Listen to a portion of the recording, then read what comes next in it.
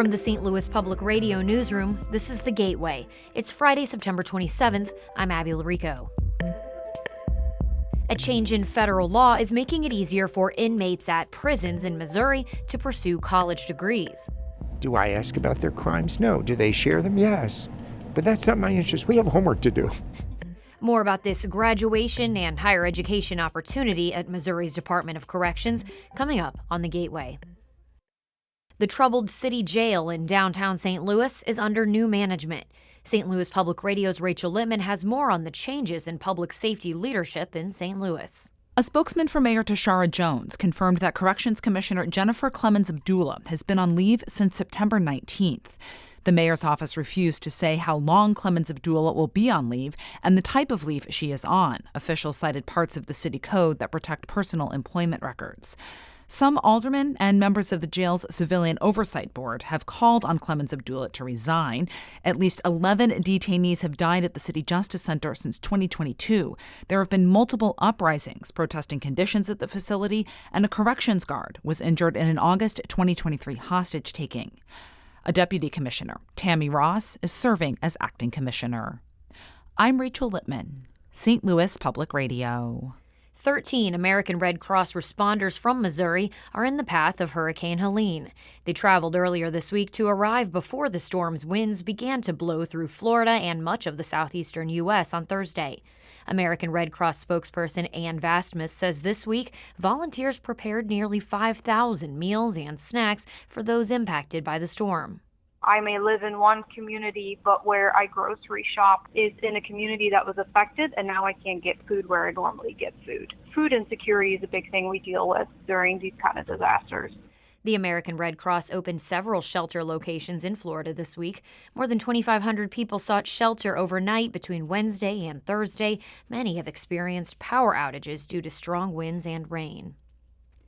It's about a month into the new school year for most students, and some vulnerable Missouri families are just now beginning to receive their summer food benefits. The Missouri Independent reports states were intended to distribute the federal aid during summer break to help kids avoid a drop-off in nutrition while school was out. It comes in the form of a $120 preloaded card that can be used to buy groceries. In Missouri, cards didn't start going out until September 19th. A spokesperson for the state's Department of Social Services says technical issues caused the delays. Benefits have so far gone out to about 9,500 kids. 490,000 are expected to receive them. Kids are automatically eligible if they receive free or reduced-priced school lunch, if their households are enrolled in SNAP assistance, if they're in foster care, or if they're experiencing homelessness. Applications were also open through the summer. The DSS spokesperson says they anticipate the cards will be fully distributed by the end of the year, and they don't expect the same glitches to cause this delay next summer. Egg prices are higher than usual, peaking at around $3.30 in recent months. That's mostly due to multiple bird flu outbreaks throughout the country that resulted in a loss of thousands of hens. Lee Schultz, an economics professor at Iowa State University, says demand for eggs always goes up around this time of year. That, coupled with bird flu, sent prices up. Demand has been stronger than we've seen the last couple of years for eggs, and especially as you look at really the dog days of summer. And I think that's where you really started to see the uptick in egg prices. But according to the U.S. Department of Agriculture, the price of wholesale eggs is expected to drop in the coming months. The wholesale price could reach $1.75 per dozen next spring. Illinois voters will be asked this election about a new way to lessen their property tax bills by putting a higher burden on millionaires. Dave McKinney has more. An advisory referendum on the November 5th ballot will ask whether individual earnings above $1 million should be hit with a 3% surcharge, with revenues then going to property tax relief. Governor J.B. Pritzker's administration estimates that could generate $4.5 billion annually.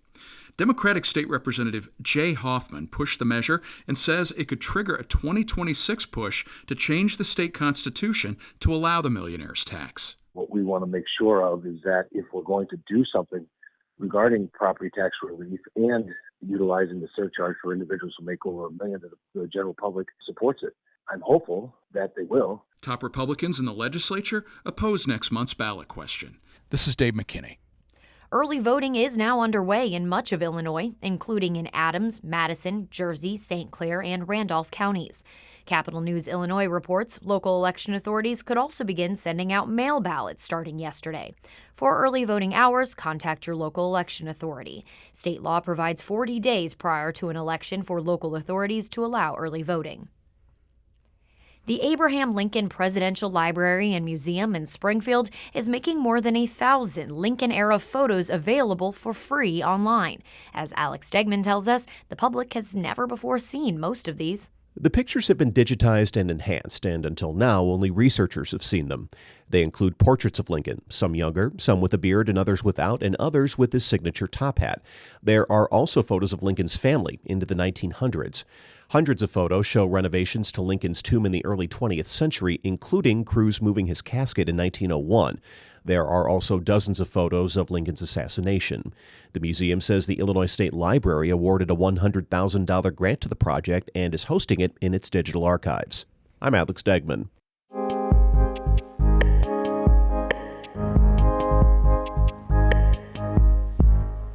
In 2023, the federal government reinstated access to Pell grants to incarcerated students, allowing them to apply for financial aid. This will affect the future of higher education in Missouri prisons. Rebecca Smith has more from one graduation ceremony where both incarcerated individuals and Department of Corrections staff received associate's degrees. Families, friends, professors, coworkers, and fellow inmates watch as 11 graduates become the first class from Missouri's Chillicothe Women's Prison to receive their associate's degree. Vermon Roberts is one of the graduates.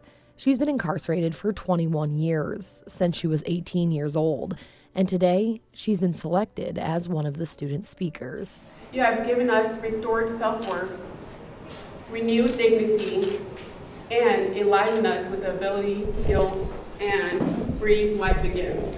Roberts was one of the original 40 students that started with the program in 2018, 20 inmates and 20 staff. And I was amazed how students kept dropping out. That's Craig Watts. He's the director of the program at Chillicothe and a professor of criminal justice at Kansas City's Rockhurst University, which administers the program. The reason they dropped out was because they were released from prison. So I thought, what a great way to lose people in class. Watts says Rockhurst didn't have a specific end goal when the program began. They didn't even offer an associate's degree at the time, but they designed the program to give students a solid educational foundation. And they covered anything from composition to theology to environmental science to communications to history to criminal justice.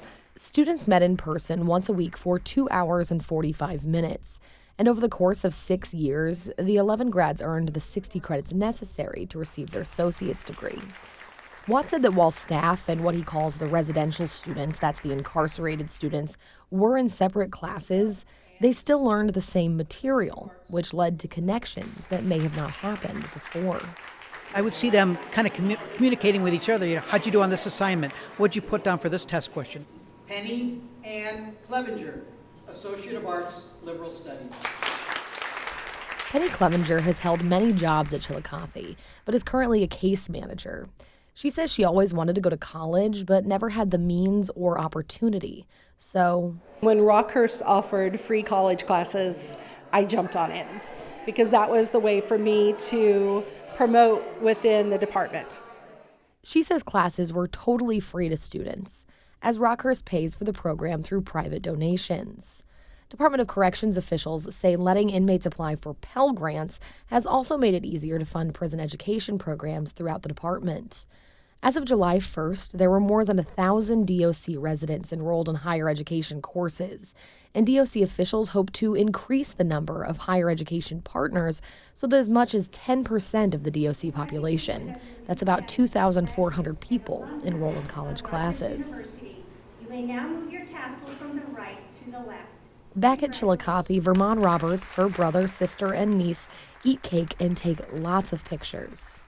It's just amazing to have the outside world and the inside world come together and just celebrate this moment. It's amazing. And while Roberts is serving a life sentence and isn't scheduled to see the parole board until at least 2036, she says she's excited to use her education to help her family and serve as one of the teaching assistants for the new class of students that started their schooling this fall. At Chillicothe Correctional Center, I'm Rebecca Smith. That story comes to us from member station KBIA in Columbia.